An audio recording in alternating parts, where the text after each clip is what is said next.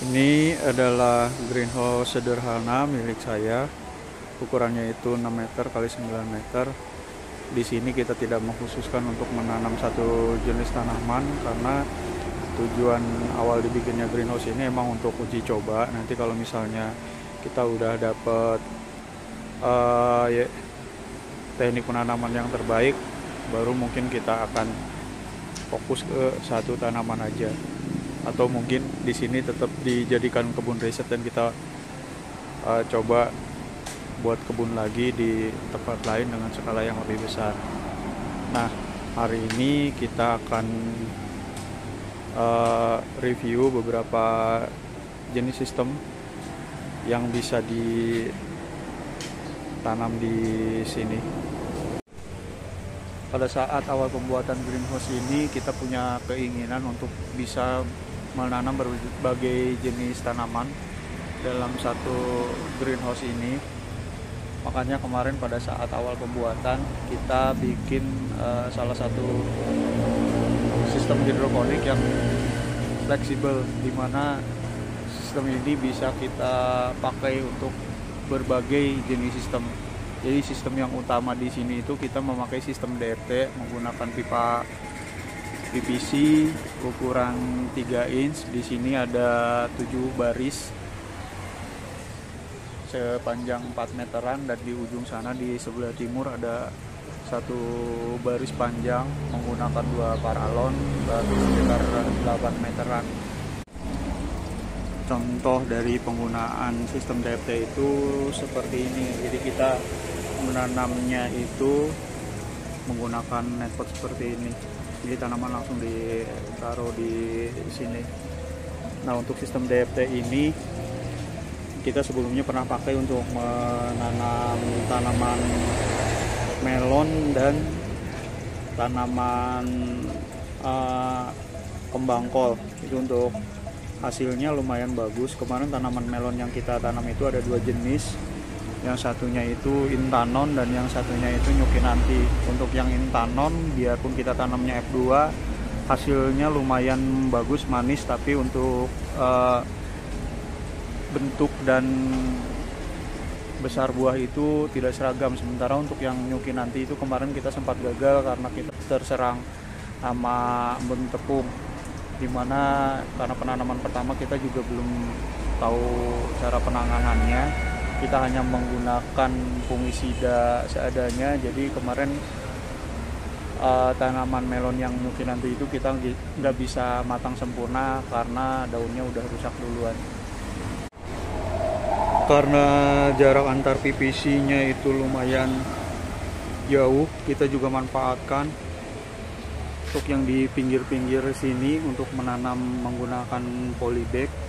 Ini juga kita masih menggunakan sistem hidroponik, yaitu hidroponik dengan metode penyiraman manual atau yang biasa disebut dengan teknik buyur ponik. Nah, di sini kita ada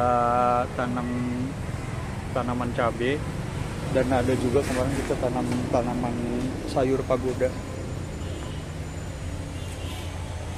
Untuk air yang digunakan untuk penyiraman kita biasanya ambil dari sistem hidroponik DFT ini.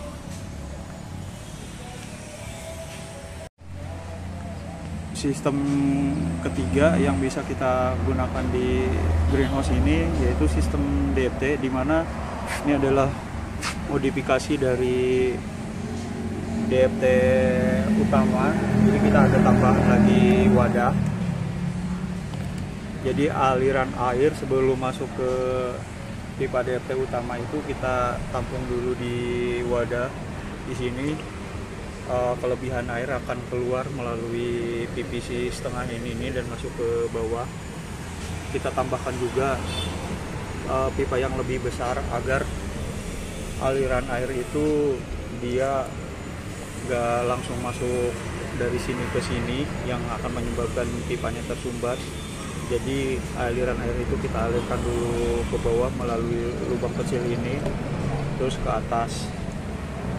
Nah, di sistem ini kita bisa gunakan untuk penyemaian tanaman-tanaman rambat semisal melon atau timun. Jadi Uh, Setelah benih pecah itu kita bisa besarkan dulu di sini sampai sekitar 2 mingguan. Nanti setelah benih lumayan tinggi baru kita pindahkan ke sistem yang berikutnya.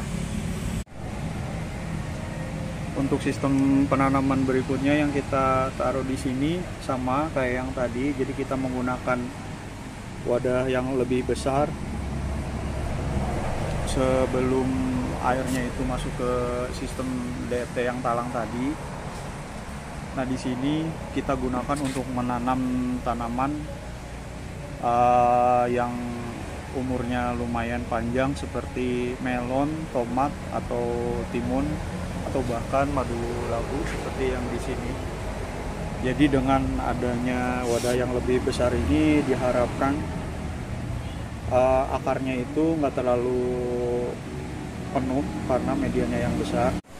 Jadi sistem Dutch Bucket menggunakan wadah yang lebih besar ini itu salah satunya untuk menghilangkan salah satu kekurangan penanaman menggunakan teknik DFT, di mana akarnya itu untuk tanaman merambat sejenis melon, tomat, dan lain-lain itu cepat penuh di sistem PVC.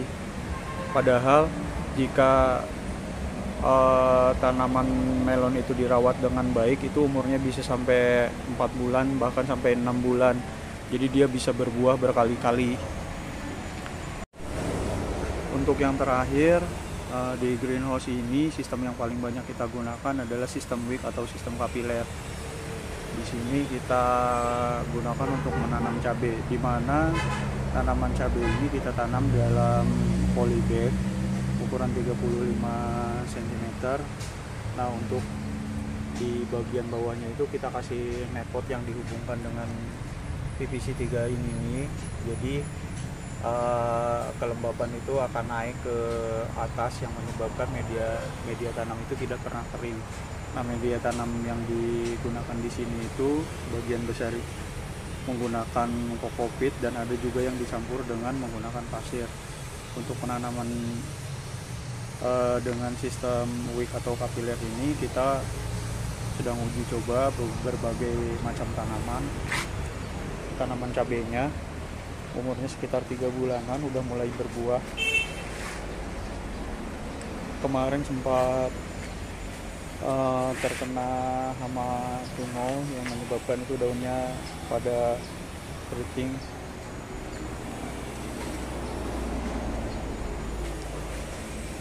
Nah, selain kita melakukan penanaman cabai, di sini juga kita uji cobakan untuk penanaman tanaman lain. Untuk sistem wick atau kapiler ini kita lebih fleksibel, bisa menanam berbagai jenis tanaman. Ini salah satunya ada penanaman sawi pagoda. Di sini juga kita ada penanaman kangkung, ada sawi pagoda juga. Nah, di sini ada juga tanaman strawberry. Pertumbuhannya sangat bagus, dan ini kita kemarin udah sempat panen sekali. Untuk uji coba kapiler di tempat saya juga, di sini ada tanaman anggur, umurnya sekitar 3 bulanan.